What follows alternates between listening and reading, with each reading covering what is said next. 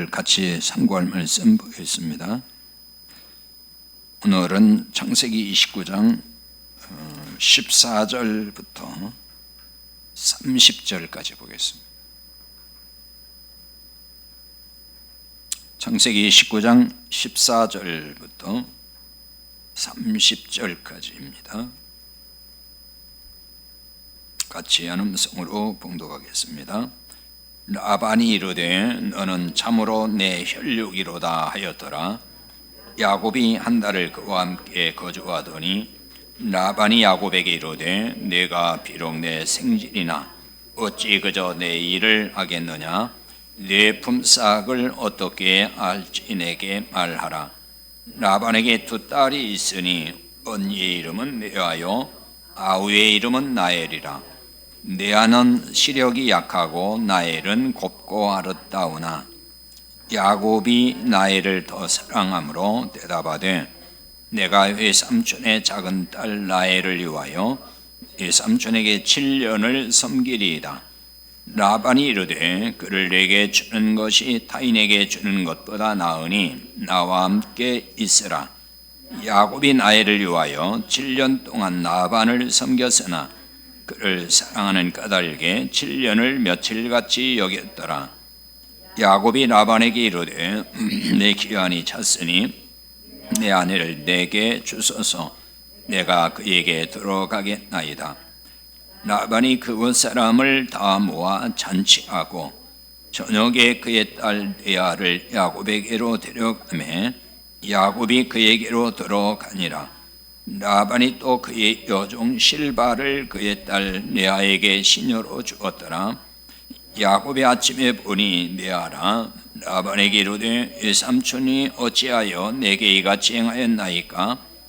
내가 나엘을 위하여 외삼촌을 섬기지 아니하였나이까? 외삼촌이 나를 속이심은 어찌 됨이니까? 라반이 이르되 언니보다 아우를 먼저 주는 것은 우리 지방에서 하지 아니하는 바이라. 이를 위하여 7일을 채우라. 우리가 그도 네게 주리니 네가 또 나를 7년 동안 섬길지니라. 야곱이 그대로 하여 그 7일을 채우매 라반이 딸 라헬도 그에게 아내로 주고 라반이 또 그의 여종 비라를 그의 딸 라헬에게 주어 시녀가 되게 하매 야곱이 또한 나에게로 들어갔고 그가 레아보다 나엘을 더 사랑하여 다시 7년 동안 라반을 섬겼더라. 아멘. 창세기 전체가 그렇지만요, 오늘 읽은 창세기 29장의 이 내용도 굉장히 흥미진진합니다. 현대적 시각으로 보면은 이 이야기의 그 구성을 잘 살펴보면은 납득하기 어려운 내용도 많이 있습니다. 좀 뭔가 비현실적이라는 생각이 들 정도로 이야기가 그렇게 전개되고 있죠. 흥미롭기는 한데 현대 시각이나 상식으로 보면은 금방 이렇게 이해하기가 쉽지는 않습니다. 우리는 하도 오랫동안 이제 읽어왔고 들어온 이야기이기 때문에 이제 당연히 그냥 그러려니 이런 이야기가 성경에 있지 이렇게 좀 생각할지 모르지만은 잘 생각을 해보시면은 도대체 이런 이야기, 이런 것이 과연 현실에서 있을까 할 정도의 그런 이야기죠. 야곱의 외삼촌 라반이 약속을 어기고 작은 딸이 아니라 큰 딸을 야곱에게 이제 아내로 주잖아요. 그러니까 외삼촌의 딸을 사랑해서 아내로 달라간 것부터도 그렇고, 물론 그 시대에는 이제 그 근친 결혼을 하던 때니까 뭐 그렇다고 치더라도, 그런데 신부를 오늘날로 말하면은 바꿔치기를 했잖아요. 그런 것부터가 재미있다면 재미있지만은 과연 그게 현실적으로 있는 일이 있을 수 있을까 이런 생각이 이제 들지 않습니까? 이 창세기를 비롯한 모든 성경은 하나님의 구원 이야기라는 것을 여러 번 말씀을 드렸습니다. 이 성경은 바로 이런 그 구원의 스토리예요. 그걸 이제 다른 말로 복음을 말하고 있다, 이렇게 이제 또 이야기할 수가 있는데요.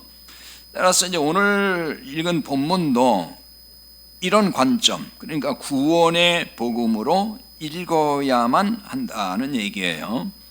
이걸 이제 단순한 이야기로만 읽으면은 앞서 말씀드린 대로 좀 비현실적이고 또 이해하기도 어려운 그런 부분도 있을 뿐만 아니라, 또 한편으로는 그냥 순애보 같은 야곱의 사랑 이야기 정도로 읽히는 거죠. 지난주에 이제 살펴봤는데요. 야곱이 이제 외삼촌 라반의 집에 드디어 도착을 했죠. 그 부분은 지난주에 살펴봤습니다. 야곱이 도착을 해서 자신에 관한 모든 일을 라반에게 다 이제 설명을 했어요. 말을 해줬습니다. 라반이 야곱의 말을 듣더니 뭐라고 하죠? 너는 참으로 내 혈육이로다, 이렇게 얘기를 했어요. 자, 이 말의 의미는 지난주에 다 설명을 드렸습니다. 그리고 이제 한 달을 넘게 거주했습니다.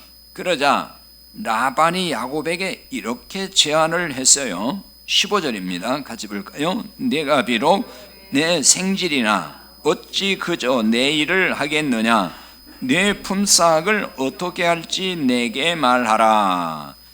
내가 비록 내 생질이나, 생질은 조카라고 했죠. 근데 여기 이제 히브리어 성경에는 이 생질이라는 단어가 아흐라는 말을 써서 형제라는 뜻을 가지고 있어요. 골육, 형제. 그런데 이거는 이제 넓은 의미에서 이제 형제 골육이라는 거죠. 그래서 우리말로는 생질이라고 이제 번역을 해놨는데, 그 형제라는 의미 속에 담긴 것이 무엇인지도 지난주에 설명을 드렸습니다. 근데 어찌 그저 내 일을 하겠느냐, 그저라고 했어요. 근데 이게 우리말로 그저, 거저. 근데 이제 거저라는 말이 더 정확한 표현이에요. 이제 그저도 비슷한 말이긴 해요. 우리말 뜻이 그저라는 말이 다른 일을 하지 않고 그냥, 그런 뜻이거든요. 그냥. 근데 이제 그저, 전에 개역 성경은 공으로 그랬어요.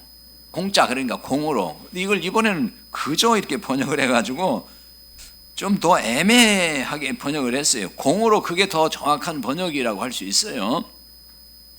이 개역 성경이 그랬는데 개정을 하면서 왜 또 그저 이렇게 했는지 모르겠어요. 차라리 거저 이렇게 해야 우리말 그 문법에 더 정확하게 들리는데 그저라고 했습니다. 여기에 이제 그저란 말이, 거저 이 말과 뒤에 나오는 품삯이 나오죠. 내 품삯을 어떻게 할지 내게 말하라. 이 품삯이란 말과 거저라는 말은 이제 정반대 개념으로 지금 쓰는 거예요.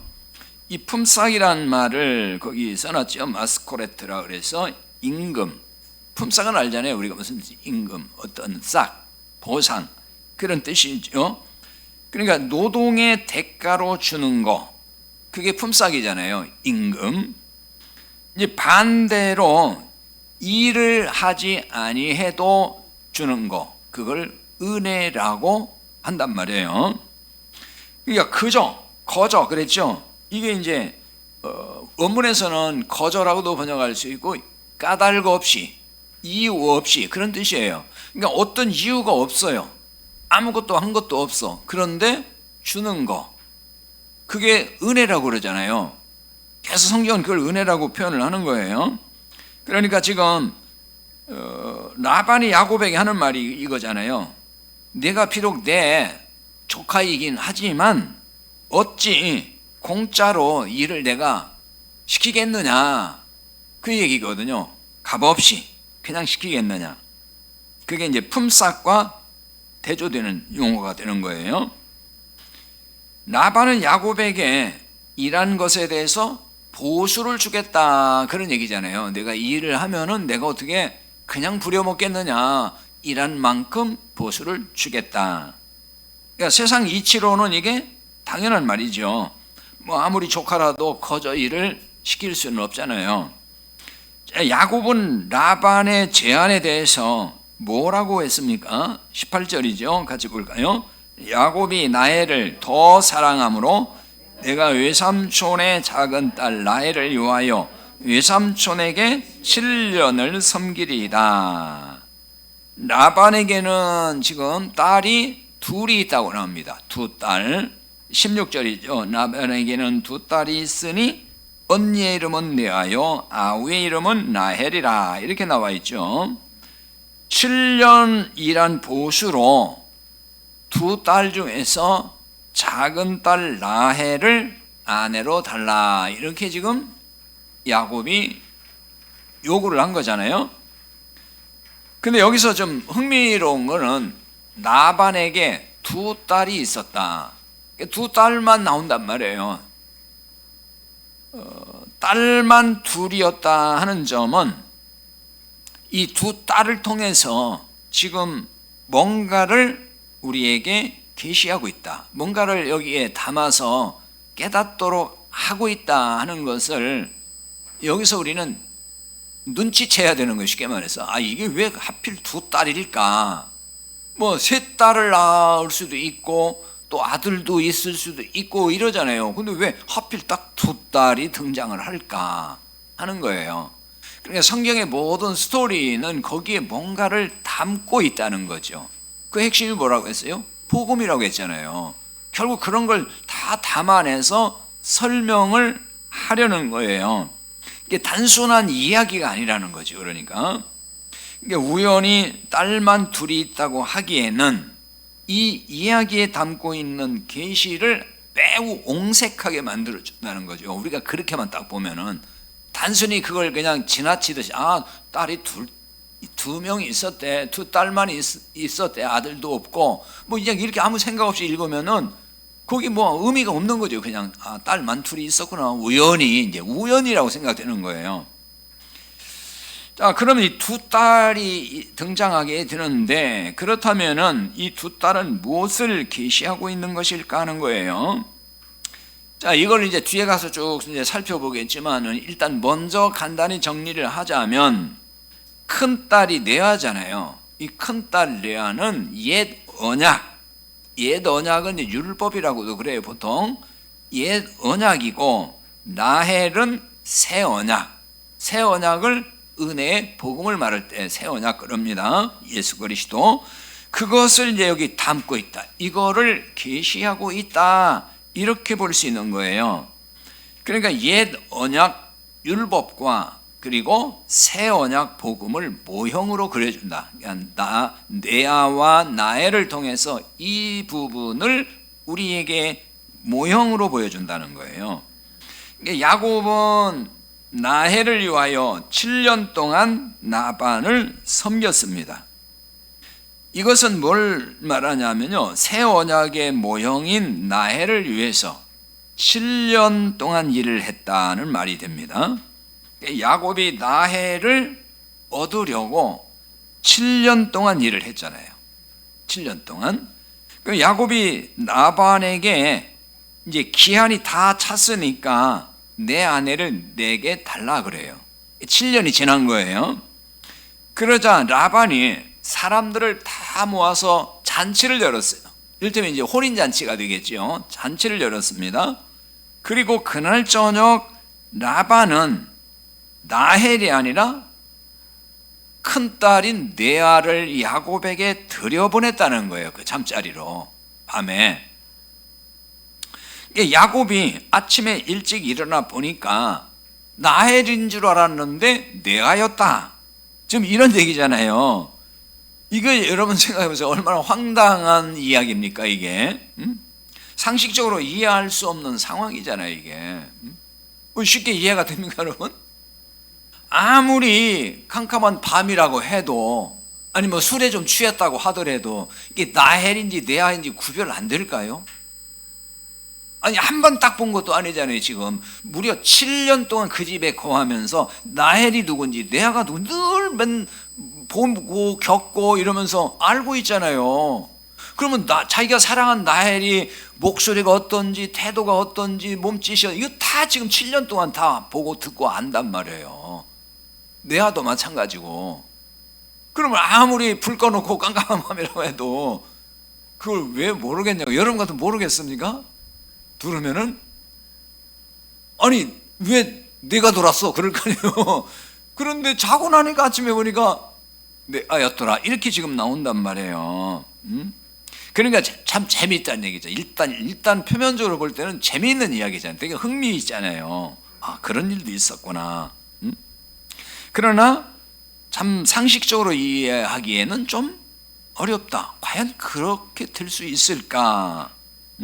아무리 뭐 밤이고 깜깜하고 그런 시대라고 할지라도 라헬인지 레아인지 분간 못할 정도라면 이게 뭔가 이해하기 어려운 거죠.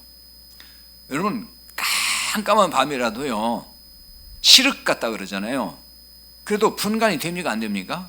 분간이 돼요. 다 아무리 어두워도 분간이 되는 거거든요. 근데 분간을 못했다는 거예요. 그렇다면 이 사건의 이야기를 통해서 하나님이 뭔가를 지금 계시하고 있다는 거잖아요. 이 이야기를 통해서 그게 뭐냐는 거예요. 야곱은 7년 일한 보상으로 레아를 얻은 거예요. 싹스로 얻었잖아요. 그럼 이게 뭘 의미하는 거냐는 거예요.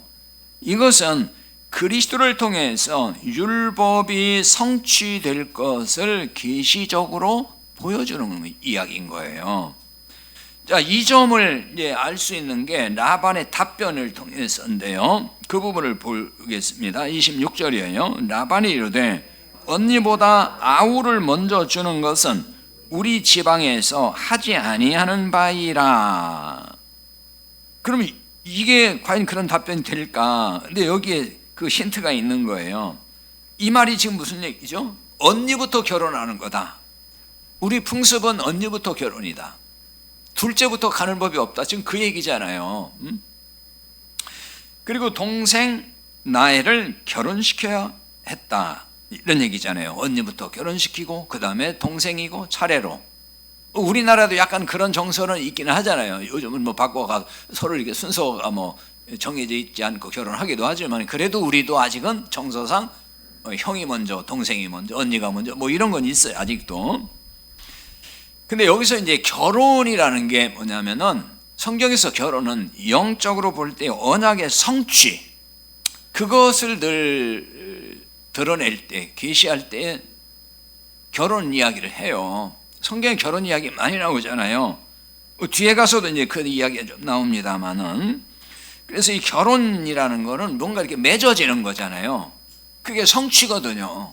그래서 언약의 성취를 담고 있는 메시지가 결혼이란 말이에요. 그래서 예를 들면은 에베소 5장에서 예수 그리스도가 신부고 교회가 신부, 예수 그리스도가 신랑이고 교회가 신부고 남편이고 아내고 이렇게 말씀하잖아요. 그 결혼, 그게 언약 성취를 말하는 거예요. 그걸 통해서 교회가 세워져 교회가 되고 구원이 되고 그 얘기하는 거잖아요 지금. 그러니까 결혼이라는 거는 언약 성취를 계시하고 있다 성경에서. 구약도 마찬가지예요. 뒤에 가서 이제 호세아 이야기도 나오지만 다 그런 얘기거든요. 이런 관점에서 26절은 옛 언약이 성취되어야만 새 언약이 이루어진다는 의미를 담고 있는 거예요. 아까 레아는 옛 언약을 모형으로 했다고 그랬잖아요. 그러니까 옛 언약이 성취되는 거. 그 야곱은 그리스도를 모형으로 보여준다고 그랬잖아요. 그러니까 야곱과 레아가 먼저 결혼하는 건 옛 언약의 성취. 그래야만이 새 언약이 이루어진다. 새 언약. 그게 이제 라헬을 통해 라헬을 말하는 거라고요. 그런 관점으로 이걸 봐야 되는 거예요. 그래서 21절에 보면은 야곱이 라반에게 내 기한이 찼다 이러잖아요. 기한이 찼다. 그러니까 이 말이 뭐죠? 7년의 기간이 찼다 그 얘기거든. 7년의 기간. 여기 찼다는 말은 히브리의 말레란 말이에요. 성취하다 그런 뜻입니다. 성취됐다. 꽉 채워가지고 이제 이루어졌다. 성취 그런 얘기예요. 그러니까 이것은 무슨 얘기냐면은 예수님이 완벽하게 율법을 성취했다. 율법을 완성했다. 그걸 계시해 주는 말씀인 거예요. 그래서 이제 신약으로 가서 마태오 5장 17절, 로마 10장 4절을 보는데요. 마태오 5장 17절부터 거기 적어놨어요. 같이 볼까요? 내가 율법이나 선지자를 폐하러 온 줄로 생각하지 말라. 폐하러 온 것이 아니요 완전하게 하려 함이라. 그 다음에 로마 10장 4절 읽어보고 설명드릴게요. 그리스도는 모든 믿는 자에게 의의를 이루기 위하여 율법의 마침이 되시니라. 이 마태복음 5장 17절의 이런 말씀들을 오해하는 경우가 참 많아요. 그러니까 율법주의 신앙을 가진 사람들은 뭐라고 말하냐면은 봐라, 예수님이 율법 폐하러 온 게 아니고 예수님이 율법을 완전하게 하려고 왔다. 그러니까 율법을 지켜야 되는 거다 이렇게 얘기를 한단 말이에요. 이게 너무 엉뚱한 얘기인 거예요. 사실은 어떻게 보면 언뜻 듣기에 맞는 말 같죠. 그렇지, 예수님이 율법을 폐하러 온 게 아니고 완성하러 완전하게 하려 왔으니까 왜 율법을 안 지켜도 된다고 하느냐, 우리가 지켜야 된다 이렇게 얘기하는 거예요. 근데 이 말씀을 너무너무 오해하는 거예요. 그러니까 여기에서 완전하게 하려 한다, 이 말이 무슨 말인가를 이해를 잘 못하는 거잖아요. 예수님이 이걸 우리가 완전하게 율법을 이루어야 된다는 얘기가 아니라고 이게. 근데 율법주의자들은 마치 그런 뉘앙스로 얘기를 한다면 예수님 율법 폐하러 온 게 아니고 완전하게 하려 왔으니까 우리도 지켜서 열심히 율법을 완성해야 된다는 식으로 얘기한단 말이에요. 그러니까 지켜야 된다. 이건 예수님이 완전하게 한다는 얘기지 우리 보고 완전하게 하라 그 얘기 아니라고 이게 지금. 우리가 완전하게 율법을 지킬 수 있다면 예수님이 왜 오셨고 왜 예수님이 율법을 완전하게 한다고 하시겠어요? 우리가 완전하게 못하니까 예수님이 대신 완전하게 해주겠다 그 얘기란 말이에요 이게. 이런 걸 잘 왜 오해를 하고 이렇게 엉뚱한 이야기를 하는지 모르겠어요. 그래서 율법을 막 폐지하는 건 아니다. 누가 폐지한대요? 율법을 예수님 완성했기 때문에 우리의 구원이 이루어진다는 얘기를 하는 거란 말이에요. 여기 완전하게라 이 말은 채운다 그런 뜻이에요. 이게 플레로란 용어를 쓰거든요. 가득 찼다. 아까 그 7년의 기간이 꽉 찼다 이게 뭐라겠죠? 성취하다, 꽉 찼다는 거예요. 채웠다 같은 얘기예요. 예수님 율법을 완성했다는 얘기는 꽉 채웠다, 충만하게 했다는 거예요. 그게 무슨 얘기냐? 율법이 요구하는 게 있잖아요. 하라, 하지 말라. 대표적 율법은 그거잖아요. 어떤 건 하라는 거고 어떤 건 하지 말라는 거예요. 그게 율법이 요구하는 거거든요. 그 요구를 완전히 다 채웠다는 거예요. 이제 다. 근데 우리가 율법을 못 지키고 율법을 지켜서 구원 못 받는 이유는 율법이 원하는 대로 우리는 다 못하니까 그러는 거예요. 요구대로. 하라, 하지 말라는 걸 우리가 어떻게 다 하냐고 못 하잖아요. 그래서 예수님이 오셔서 그 율법의 요구를 다 이루었다. 그게 율법의 완전하게 했다 그 말이에요. 로마 10장 4절 아까 읽었잖아요. 그리스도는 모든 믿는 자에게 의의를 이루기 위해 율법의 마침이 됐다. 여기서 이제 율법의 마침이라고 했어요. 이게 뭐냐? 율법의 완성. 같은 표현이에요. 마침이라는 말을 헬라어에 이제 텔로스라는 말을 쓰는데 이거는 완전히 이루었다. 이것도 완성이란 뜻이에요. 종결. 끝이 났다는 거예요. 더 이상 우리가 율법을 뭐 이루고 우리가 뭘 지켜서 할 일이 없다는 거예요. 예수님이 끝장 다 내버렸다는 거예요. 끝내버렸다. 예수님이 율법의 요구를 완전하게 성취했다. 그 얘기거든요. 그 율법의 마침이 되었다는 말도 같은 의미인 거예요. 그러므로 예수님은 모든 믿는 자에게 의로움이 되었다 그러잖아요. 율법을 완벽하게 지켜야 의로워지는 거예요, 사실은. 근데 우리는 율법을 완벽하게 못 지키니까 예수님이 대신 이루었어요. 다 지켜줬어요. 그래서 그 예수님을 믿고 그 안에 들어가면 우리가 의로운 자가 된다. 우리를 의롭다고 하신다는 거예요. 그래서 모든 믿는 자가 의를 이루었다는 게 말씀이 그 뜻이란 말이에요. 이것이 바로 뭐냐면은 새 언약의 성취란 말이에요. 야곱이 7년이란 보상은 나헬이 아니고 레아였습니다. 7년을 일했다는 말은 예수님이 완전하신 구원 사역을 계시하고 있는 거예요. 7은 완전수잖아요.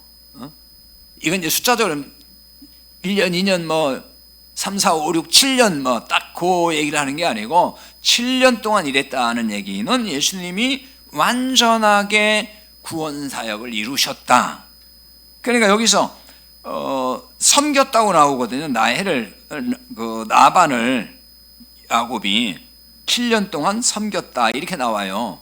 이 섬기다는 말이 아바드란 말이에요. 이미 우리가 앞에서 이 시브리어 아바드란 용어에 대해 설명을 했었고 많이 나왔던 단어예요. 이 아바드란 말이 경작한다 그 말이에요. 땅을 일구고 씨를 뿌리고 농사를 짓는 거. 그게 이제 예수님의 사역, 하나님의 사역이 이런 거예요. 그러니까 인간 마음의 밭을 일구고 복음의 씨를 뿌리고 그렇게 해서 구원이 이루어지도록 하나님이 일하시는 거. 그러니까 그리스도가 이 땅에 오셔서 하신 사역이 그거예요. 구원을 이루기 위해서 우리를 대신해서 이루어 가셨다, 일하셨다는 말이에요. 그게 예수님의 섬김이라고 하는 거예요. 예수님의 그 섬김을 통해서 우리가 구원받게 됐다는 거예요. 그 7년 동안 그 완벽한 완전한 예수님의 구원 사역, 불완전한 게 아니에요. 조금이라도 부족해서 우리가 거기 보탤 게 없다 그 말이에요. 자, 그러니까 예수님이 율법 아래에서 율법의 요구를 다 이루었다는 뜻을 담은 계시, 그게 7년 동안 라반 밑에서 일했다는 거예요. 아까 지난번에 이제 라반은 율법의 모형이라고 그랬잖아요. 그래서 그 라반 밑에서 일했다는 율법 아래에서 율법의 요구를 다 이루었다 그 말이에요. 그러니까 예수님의 십자가 사역으로 인해서 옛 언약 율법이 이루어졌다. 그걸 의미하는 거란 말이에요. 자, 야곱이 라반에게 왜 나를 속였느냐 따지잖아요 지금. 그러자 7일을 채우면은 나헬을 주겠다 이렇게 라반이 얘기를 하죠. 그러니까 이 말은 7일의 혼인잔치를 온전히 이행하라 그 말이에요. 그 당시에는 혼인잔치를 7일 일주일씩 하는 거예요. 지금도 그런 풍습이 남아있어요 중동에. 그래서 그 사람들은 혼인잔치를 7일씩 해요 실제. 적어도 2, 3일씩 한다고 그러더라고요. 결혼 잔치를. 그러니까 이제 7일 동안 한다는 거예요. 그러니까 7일을 채우면 그 말은 7일 동안의 혼인잔치가 다 이루어지면 그걸 이행하라는 얘기예요. 그러니까 당시에 7일의 혼인잔치를 다 채우지 못하면은 그 혼인은 무효가 되었다는 거예요. 그래서 야곱은 그대로 했어요. 7일을 채운 거죠. 그러자 라반이 나헬도 야곱에게 아내로 주었습니다. 이건 무슨 얘기냐면요, 옛 언약이 완전하게 이루어짐으로 이제는 새 언약이 성취되었다. 이걸 지금 계시한 거예요. 자, 쉽게 말해서 예수님이 율법을 완성하셨기 때문에 믿음으로 구원의 길이 열렸다. 그 뜻인 거예요. 그러니까 율법의 행함이 아니라 은혜와 믿음으로 구원받는 길이 열린 거죠. 그래서 야곱이 나헬을 아내로 맞이하게 된 것이 이 점을 말해주는 겁니다. 라헬이 야곱의 아내가 된 것은 순전히 야곱이 7년 일한 보상이었던 거예요. 이게 바로 사실은. 야곱이 나헬을 아내로 삼으려고 7년 수고했잖아요. 7년 수고하고 누구를 얻어서 처음에 레아를 얻고 그 다음에 그 후 7년을 일하고 나헬을 얻은 거 아니에요. 우리는 보통 7년을 수고했는데 먼저 레아를 얻고 그게 속았기 때문에 야 7년 또 일하면은 내가 나헬을 줄게. 그래서 7년 후에 나헬을 얻은 걸로 착각하고 있어요. 그게 아니에요. 지금 오늘 읽은 말씀 쭉 봤잖아요. 레아를 얻고 나서 7일 동안 잔치하고 그 7일 후에 줬다고, 라헬을. 오늘 말씀이 그거예요. 그리고 나서 또 7년을 라헬을 위해서 봉사했다, 그 말이에요. 그러니까 7년 뒤에 라헬을, 아내를 얻은 게 아니고 7년 일했고 7일 뒤에 얻은 거예요. 그러니까 정확히 말하면은 7년을 수고한 후에 레아를 얻고 바로 7일 후에 라헬을 얻었다. 자, 27절 28절이에요 거기에 그렇게 나와 있잖아요. 잘 읽어볼까요? 같이. 이를 위하여 7일을 채우라. 우리가 그도 내게 주리니 내가 또 나를 7년 동안 섬길지니라. 야곱이 그대로 하여 7일을 채우매 라반이 라헬 딸 라헬도 그에게 아내로 주고. 그랬잖아요. 지금 7일을 채우니까 주었어요. 라헬이 야곱의 아내가 되기 위해서 한 일이 있어요. 지금 라헬이 야곱의 아내가 되기 위해서, 야곱이 라헬을 위해서 7년을 수고해서 야곱의 아내가 됐습니다. 그러니까 이런 것을 은혜라고 하는 거예요. 라헬이 야곱을 위해서 일한 것이 없이 야곱의 아내가 됐단 말이에요. 라헬이 야곱의 아내가 되고 싶어서 야곱을 위해서 수고한 대가로 라헬이 야곱의 아내가 된 게 아니고, 야곱이 전적으로 수고한 7년의 수고의 대가로 라헬을 얻은 거예요. 자, 이 부분을 잘 복음으로 알려주는 것이 로마 4장 4절에서 5절이에요. 자, 거기 읽어봅시다. 일하는 자에게는 그 싹이 은혜로 여겨지지 아니하고 보수로 여겨지거니와 이를 아니할지라도 경건하지 아니한 자를 의롭다 하시는 이를 믿는 자에게는 그의 믿음을 의로 여기시나니. 여기에 이제 일하는 자, 일하다가 나오잖아요. 이걸 이제 헬라어의 엘가조마이라고 하거든요. 이거를 아까 그 히브리에서 일한다, 섬기다, 아바드 같은 말이에요. 그러니까 그 아바드를 헬라어로 번역을 하면 엘가조마이예요. 뜻은 같은 거예요. 경작한다, 그런 얘기거든요. 그러니까 율법주의 신앙은 어떤 특징이 있냐면은 내가 구원을 위해서 내가 영적인 경작을 하는 거예요. 그걸 율법주의라고 하는 거예요. 내가 열심히 율법 지키고 내가 열심히 뭔가를 하나님을 위해서 하고, 그게 이제 경작이란 말이에요. 영적 경작. 그러므로 인하여서 구원에 도달한다고 믿는 사람들, 그걸 율법주의라고 하는 거예요. 근데 이제 복음은 그게 아닌 거예요. 내가 일한 게 하나도 없는 거예요. 누가 대신 일했어요? 주님이 대신 일했단 말이에요. 우리의 구원을 위해서.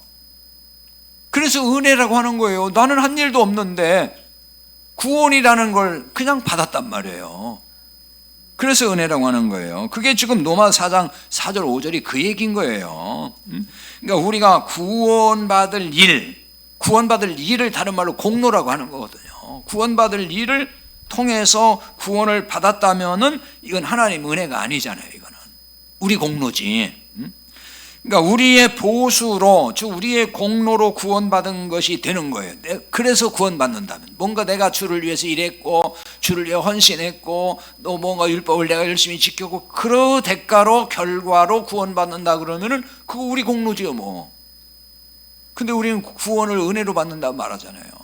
그러니까 은혜로 구원받는다고 말을 하면서도 자꾸 자기가 공로를 쌓아서 구원받으려고 하는 거, 그게 문제란 말이에요.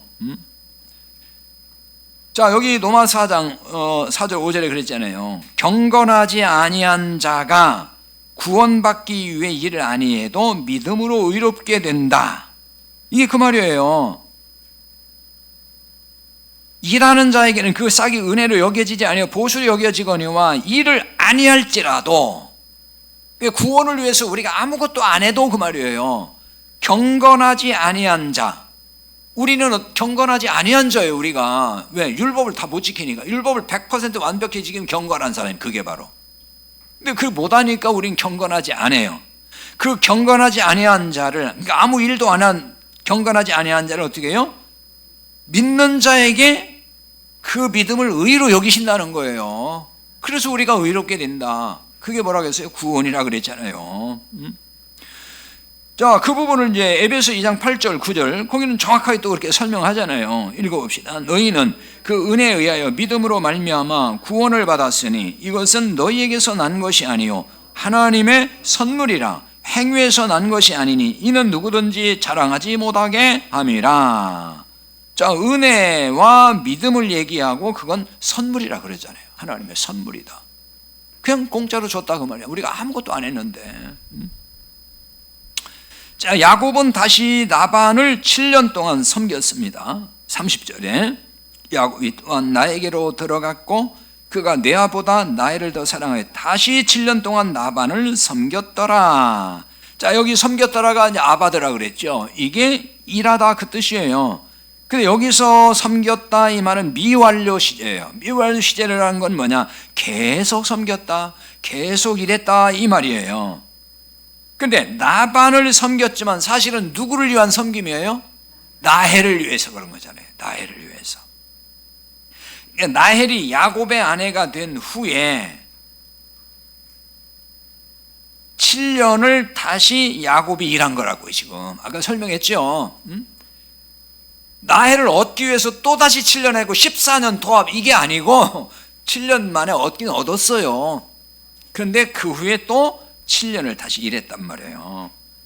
자, 이것도 의미가 있는 거예요. 여기에 뭔가 또 계시가 있단 말이에요. 자, 야곱의 이 수고는 순전히 라헬을 사랑하기 때문에 한 거지요. 이게 7년을 다시 일한 것은 완전한 수고로 라헬을 완전하게 사랑한다. 그걸 보여주는 거라고 이게 지금.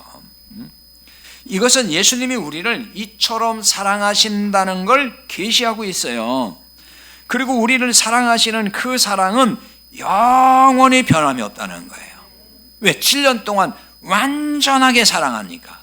그게 영원히 변함없는 사랑을 지금 계시하는 거라고 이게. 그러니까 이 말은 결국 우리를 사랑하시는 그 사랑이 영원히 변함이 없다. 그 얘기예요. 히브리서 13장 8절 예수 그리스도는 어제나 오늘이나 영원토록 동일하시다. 그 사랑의 은혜의 영원토록 동일하시다. 그 얘기인 거예요. 예레미야 31장 3절 적어놨어요. 거기도 그런 말씀이 나와요. 옛적에 여호와께서 나에게 나타나사 내가 영원한 사랑으로 너를 사랑하기에 인자함으로 너를 이끌었다 하였노라. 자, 이건 이제 이스라엘 백성 유대를 하나님이 이렇게 사랑한다는 표현을 하신 거예요. 영원한 사랑으로 너를 사랑하기에 인자함으로 너를 이끌었다. 영원한 사랑. 그러니까 이 얘기는 무슨 얘기냐면요. 유다 백성들이 자꾸 범죄하잖아요. 잘못된 길로 가고. 그런데도 하나님은 영원한 사랑으로 사랑했다는 거예요. 그 인자함으로 너를 이끌었다. 이끌었다는 얘기는 붙잡았다 그 얘기예요. 붙잡았다. 완료형이거든요. 그러니까 항상 붙잡고 있는 상태. 그러니까 항상 이쁜 짓만 해서 붙잡고 왔다는 얘기가 아니고 이 말씀의 배경은 이스라엘 유다 백성들이 잘못된 길로 가고 있어요. 자꾸만 말도 안 들어요. 그런데도 하나님은 그 영원한 사랑으로 그들을 붙들고 가셨다. 인자함으로. 그 인자함이라는 얘기가 헤세드, 자비라는 말이에요. 자비. 혹은 신약으로 말하면 은혜. 그 은혜로 붙들고 가셨다는 거예요. 자, 하나님의 이 영원한 사랑, 은혜로 붙들고 가신다 하는 걸 보여주는 말씀이 또 이제 호세아서 2장 19절 20절입니다. 그래서 거기 적어놨어요. 같이 볼까요? 내가 네게 장가들어 영원히 살되 공의와 정의와 은총과 긍휼히 여김으로 네게 장가들며 진실함으로 네게 장가들리니 네가 여호와를 알리라. 자, 이거 호세아서는 여러분이 잘 아는 이야기예요. 호세아는 구약의 호세아, 히브리어의 호세아는 신약으로 하면 예수예요. 예수와 같은 말이에요. 그러니까 호세아는 예수님을 모형으로 보여주는 거예요, 지금. 그러니까 여기 호세아가 고멜과 결혼한 이야기잖아요, 지금. 그걸 통해서 하나님이 우리를 얼마나 사랑하시는지를 계시해 주는 거거든요. 근데 여기에 보면은 내가 네게 장가들어 영원히 살되, 장가들어서 어떻게 해요? 영원히 산다는 거예요. 영원히. 근데 장가들어 그랬잖아요. 이거는 사실은 약혼한다는 뜻이에요. 이게 히브리의 아라스라는 말인데요, 약혼이란 뜻이면 약혼. 그럼 왜 잠가들었다고 했을까? 여기에 깊은 의미가 있는 거예요. 지금 이거는 뭐냐면은 호세아가 이제 고멜과 결혼한 걸 가지고 얘기하는 거잖아요. 고멜이 방탕한 여인이었잖아요. 방탕한 여인이에요. 뭐 이미 이런저런 남자를 다 거친 음탕한 그런 여인이 고멜이거든요.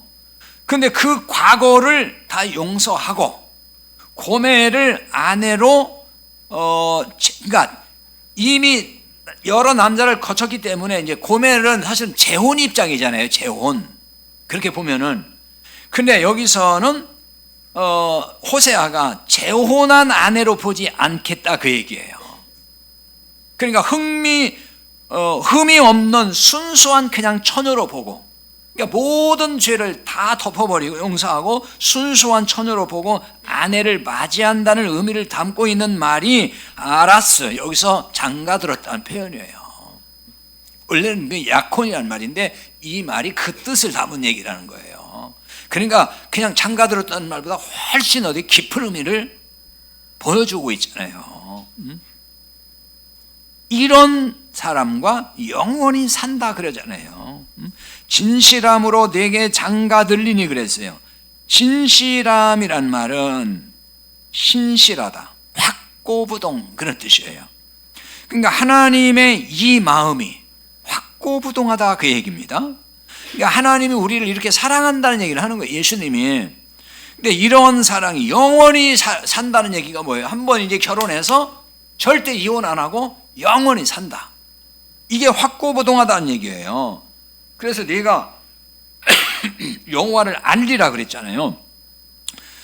이런 걸 통해서 여호와를 안다, 알 수 있을 거다는 얘기예요. 알리라 이 말은 야다, 이 단어도 여러 번 나왔어요. 소개도 많이 했고 동침하다 그런 뜻이라겠죠.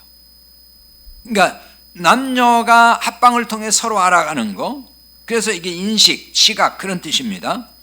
이걸 그러니까 뭔 얘기하는 거냐면 주님과의 연합으로 우리가 주님을 알게 된다 그 말이에요. 주님과 이런 관계가 될 때에 주님의 사랑을 알게 되는 겁니다. 영원히 변치 않는 사랑을 알게 되고, 그러므로 우리가 뭘 누리냐? 평안을 누리게 돼요. 기쁨을 누리게 된다는 얘기예요. 나를 미워하고 나를 떠날지도 모른다는 두려움이 이제 사라지는 거잖아요.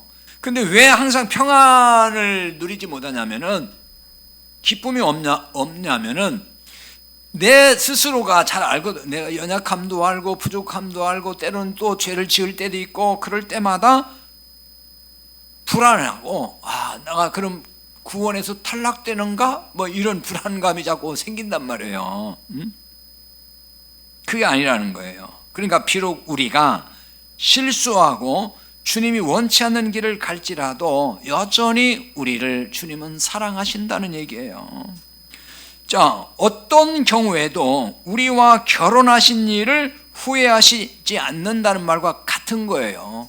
주님이 우리와 결혼한 관계잖아요. 영적으로 보면은 그걸 후회하지 않는다는 거예요. 우리의 어떤 그 부족하고 연약한 모습을 보여도. 그러니까 영원히 사랑하신다는 말씀은 우리를 아내로 삼으심에 대해서 영원히 후회하지 않는다는 얘기예요. 자, 그걸 보여주는 게 있어요. 로마 11장 28절 29절 가지고 봅니다.